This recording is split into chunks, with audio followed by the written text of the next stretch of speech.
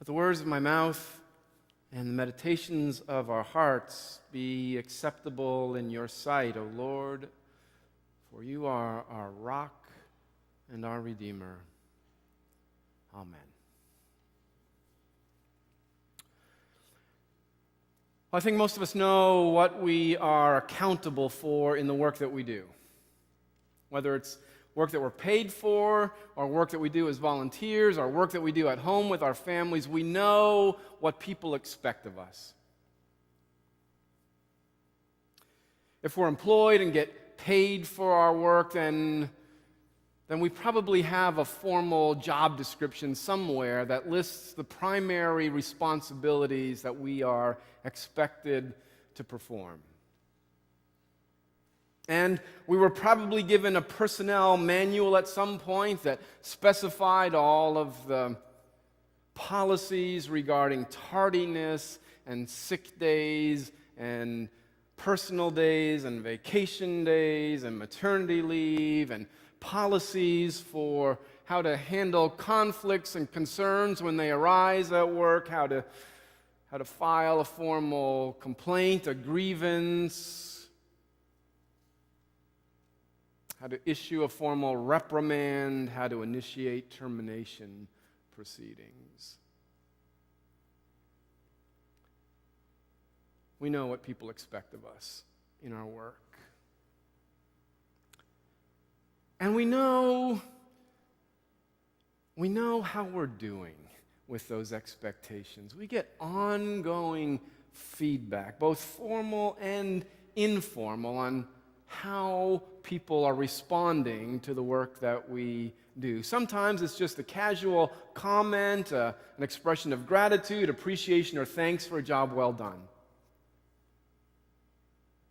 Sometimes it's a formal annual review process where we sit down at the end of the year and compare our performance against our stated goals and objectives. Sometimes there's financial remuneration attached to that evaluation, bonuses or raises or promotions. And we know when people are not pleased with the work that we've been doing. They let us know, sometimes in subtle ways. We get the cold shoulder treatment, or we just forget to get included in an important meeting, or we get assigned to some more menial task or project, and sometimes in very formal ways. We get a bad annual review, or we get a formal reprimand, or we get a salary freeze or a demotion. Even if the work that we do isn't a paid job, we get subtle and not so subtle feedback on how pleased people are with the work that we are doing. If the conversation at the dinner table gets terse and eye contact is avoided and dishes get rattled and deep sighs permeate the silence, we know that our partner is not pleased with the work we have done or neglected. Regardless of whether we're paid for the work or not, we know what we're held accountable for, and we know how well we've lived up to the expectations that other people have for us. But lately, here at First Congregational Church, we've been trying to think about work from a different perspective. Instead of thinking about what our boss or our supervisor or our customer or even our spouse expects of us, we've been asking the question from a faith perspective. Today, as we continue our series on our walk and our work, we're trying to think more deeply about what God holds us accountable for in the work that we do. As Christians, we believe that our work, all work, is an offering to God. It is the labor that we contribute to the common good. We may get paid by an employer, and we may have a particular job responsibility and accountability that we have as employees of companies and corporations and businesses and organizations, but our ultimate accountability is to God. And so as people of faith, we are constantly asking the question, what does God hold me accountable for in the work that I do? That's one of the questions that I've been asking people over the last 2 years as I've gone to visit them in their work sites and talk with them about the connections between their faith and their work. This morning I want to share a brief clip of a conversation that I had with Val Banashevsky. Val's singing in the choir. Wave to us, Val. There we go. There she is on the screen. In her uniform, Val is a bailiff at the 37th Circuit Court of Calhoun County. So in the state of Michigan, circuit courts are courts that hear all civil cases involving more than $25,000. It's a lot of money. And all criminal cases involving felony offenses and high misdemeanors. The bailiff's job is to provide security in the courtroom and to ensure that the trial progresses smoothly. So here's what Valerie said when I asked her what it meant for her to be faithful at work. I have to be able to interact with attorneys, with other judges, with people with jurors, which are just everyday people that have no clue sometimes what's going on in this courtroom, and defendants who are criminals, and being able to deal with them all, and respectfully, because if you get used to talking down to somebody, then you talk to a judge, you're going to insult them, and if you're talking to a judge and you're still talking that high to somebody who doesn't understand, like a juror who does not understand the words you're using, it's like another language. When you say summary disposition and they did video dep and arraignment, and they don't understand any of that. So being able to communicate at different levels and respectfully, you have to be able to not share. It's a Pentecost story, by the way. Right. What? Yeah. They began to speak in other languages. In other languages, yeah. So that each could understand in their own native language. That's what you're the Pentecost person. That's right. That's right. At the end of the day, what is it that you hope you've accomplished in the work that you do here? Made it easier for people to come through the system, either as a juror, or as a victim, or as family members of defendants. And the one thing I've learned is that it's not black and white law. The crimes are not black and white, and just because they're a defendant sitting there, they're not all bad and they're not always wrong. Most of the time they've committed a crime, but sometimes I've had them there that I didn't believe they did, and they were found not guilty, and I'm glad of that. Sometimes I have to say, well, I try to read even the defendant. I try to read the jury. I read the courtroom. I read the audience, because I have to be careful of if it's volatile. Do I need more deputy help? Do I need to, is this guy going to need to get kicked out because he's causing trouble? Is he harassing? Is defendant's family harassing the victim sitting back there? Are they trying to influence the jury with faces? And I'm constantly have to be watching all that, so I'm constantly reading people. So making it as comfortable as possible with all those different personalities there and all those different people there. So how does your faith impact how you do what you do here? Respecting, the biggest one is the defendant, the criminals, because it's real easy to say they're scum and they're freaks and they're whatever, and some are, but they're human beings, and they deserve a fair trial, and they deserve respect as a human being, and not treated like they're less of a person because they're sitting in that chair. So those of you who know Valerie know that she's a helper. The thing that gives her the deepest joy in life is doing whatever needs to be done to make life better for the people around her. So what impressed me most about the conversation that I had with Val, and this was just a little 3-minute clip of an hour-long conversation that we had in her courtroom about 2 years ago, what impressed me most about Val is that she sees the worst side of humanity every day at work. Every day. People coming into her courtroom have been accused of doing terrible things. Murder, rape, kidnapping, assault, robbery, theft, arson, fraud. Plaintiffs come into her courtroom having had their lives turned upside down as victims of crime. Their sense of security has been shattered.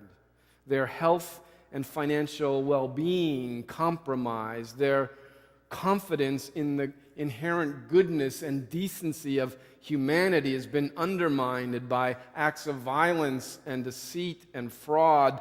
Some of the defendants who come into her courtroom never get to leave. They go directly from the courtroom to the jail and on to one of the state penitentiaries. Some of the family members of victims who come into her courtroom have lost loved ones to violence. Some of the family members of defendants are facing long periods of separation from the people they love, depending on how the verdict gets decided. People are angry and scared and confused and distraught. Attorneys for the accused and for the prosecution all realize the high stakes they're dealing with as they argue their cases and question witnesses. Jurors who have been chosen randomly to appear can find the experience overwhelming, especially when they think about the weight of responsibility that's been entrusted to them. The fate of a person's life rests in their careful discernment of the evidence presented. Every day, Val goes to work in a volatile environment where people who have been accused of crimes come face to face with the victims of those crimes. But when Val talks about her work from a faith perspective, the thing that she feels accountable to God for is respect. Valerie serves a ministry of hospitality in the 37th Circuit Court of Calhoun County here in Battle Creek. Regardless of what crimes people have been charged with, or what injuries they've suffered, or what their loved ones have been accused of, regardless of whether they are representing the plaintiff or the accused, regardless of whether they are seasoned judges or first-time jurors, regardless of how they are dressed or how they speak or how they behave, Valerie's commitment is to host everyone well in her courtroom. It's an accountability that flows from her baptismal faith.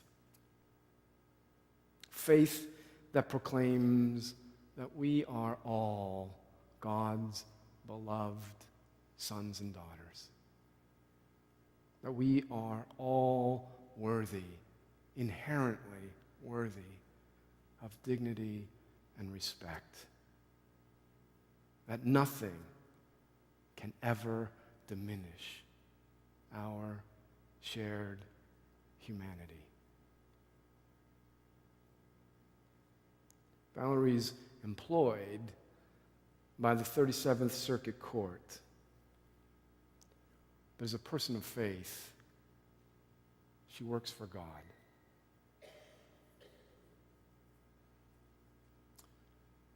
In the beautiful passage that Marty read for us from the Old Testament this morning, the prophet Jeremiah called on the Israelites who had been conquered and carried off to exile in Babylon. And he spoke to them on God's behalf, and he said, "Seek the welfare of the city to which I have sent you into exile, and pray to the Lord on its behalf, for in its welfare you will find your welfare." It was a call to honor and respect the people they were living among, people who were perceived as their enemies, people who had invaded their country, people who had destroyed Solomon's temple and the city of Jerusalem, people who had taken them as prisoners to live out their lives in a foreign land. Instead of plotting revenge, instead of demonizing them and isolating themselves from the Babylonian people, instead of biding their time until the day of their release, when they could finally return to their homes in Jerusalem, Jeremiah told them to seek the welfare of the city of Babylon. Treat these people with respect. Invest in the welfare of their city. Plant gardens and vineyards, build houses, have families. Seek the welfare of the city to which I have sent you, and pray to the Lord on its behalf, for in its welfare you will find your welfare.